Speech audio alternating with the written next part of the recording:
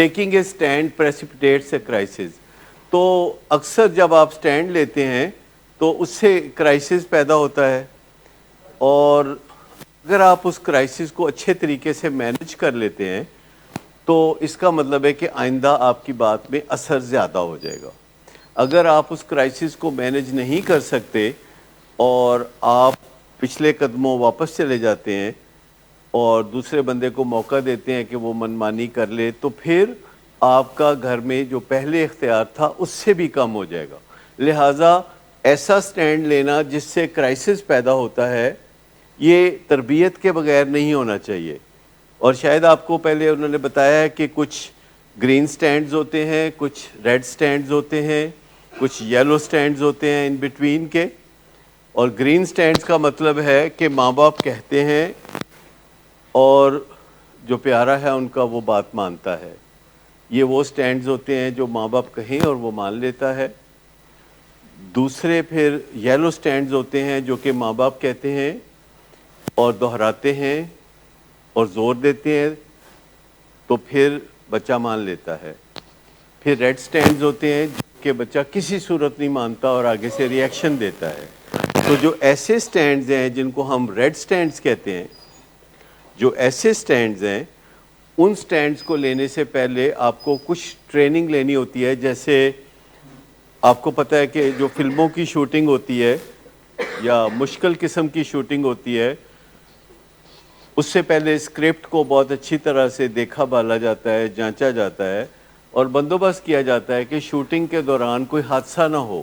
کہیں آگ لگانی ہو, کہیں دریا کے اندر شوٹنگ کرنی ہو, کبھی جنگل میں شوٹنگ کرنی ہو, کبھی دو پہاڑوں کے درمیان کوئی موومنٹ کرنی ہو, تو وہ پھر بہت غور سے پہلے لکھتے ہیں کہ کرنا کیا ہے اور جو ڈینجرس پارٹ ہے اس دوران خطرے کو کیسے ٹالنا ہے. جیسے اگر بادشاہ اور ملکہ کو آپ نے محل میں دکھانا ہے اور آگ لگنی ہے اور ان کو جلتے ہوئے دکھانا ہے تو زندہ تو نہیں مار دینا نا بادشاہ اور ملکہ کو.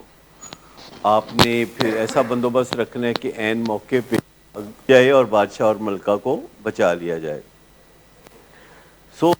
گھروں میں بھی جب آپ سٹینڈ لیتے ہیں تو جوش جوش میں نہیں لیتے, آپ سوچے سمجھے سٹینڈ لیتے ہیں کہ یہ سٹینڈ لینا چاہیے یا نہیں لینا چاہیے. اور اگر کوئی سٹینڈ آپ فیصلہ کرتے ہیں کہ وہ سٹینڈ لینے کا وقت آ گیا ہے تو پھر آپ بندوبست کرتے ہیں کہ جو فزیکل ایگریشن ہے اس کو کون سنبھالے گا, توڑ پھوڑ کو کون روکے گا, اور ہاتھا پائی کو کس طرح پریونٹ کیا جائے گا. اور پولائٹلی آپ وہ سارا بندوبست کر کے رکھتے ہیں پہلے اور پھر سٹینڈ لیتے ہیں اور کامیابی سے اس کرائسس کو مینج کرتے ہیں جو سٹینڈ لینے سے پیدا ہوتا ہے. تو یہ کارآمد چیزیں ہیں جو کہ گھروں میں جھگڑوں سے بچاتی ہیں اور مثبت نتائج آپ حاصل کر سکتے ہیں.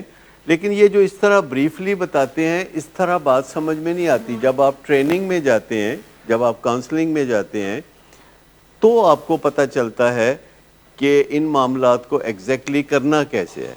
ایک اور سوال جو اکثر لوگ پوچھتے ہیں کہ کوئی بھی جو ٹیکنیک ہے یا کوئی بھی طریقہ جو ہم بتاتے ہیں جو کہ ماہرین نے ڈیزائن کیا ہوتا ہے تو اس کا مطلب یہ نہیں کہ وہ 100% موقعوں پہ وہ ٹیکنیک کامیاب ہوگی یا 100% لوگوں پر وہ ٹیکنیک کامیاب ہوگی. وہ صرف امکانات آپ بڑھاتے ہیں, آپ کامیابی کے امکانات بڑھاتے ہیں. کہ پہلے اگر آپ کو 20% کامیابی ملتی تھی کسی معاملے میں اور ٹیکنیک سیکھنے سے آپ کو 90% کامیابی ملتی ہے تو کافی ہے. تو اس کا مطلب یہ نہیں کہ ہر ٹیکنیک ہر موقع پہ کامیاب ہوگی. کبھی ہمیں زیادہ ریہرسل کرنی ہوگی اور کبھی ہمیں زیادہ انڈرسٹینڈنگ حاصل کرنی ہوگی, کبھی ہمیں سائیکو ڈائنامکس کو دیکھنا ہوگا کہ دوسرے کا ذہن کیسے چل رہا ہے, اور جیسے دوسرے کا ذہن چل رہا ہے اس کے مطابق پرو ایکٹیولی کوئی کام کرنا ہے. لیکن سوچے سمجھے بغیر اگر کوئی کام کیا جائے تو اس کے مضحکہ خیز نتائج نکل سکتے ہیں. تو جب گھر میں بھی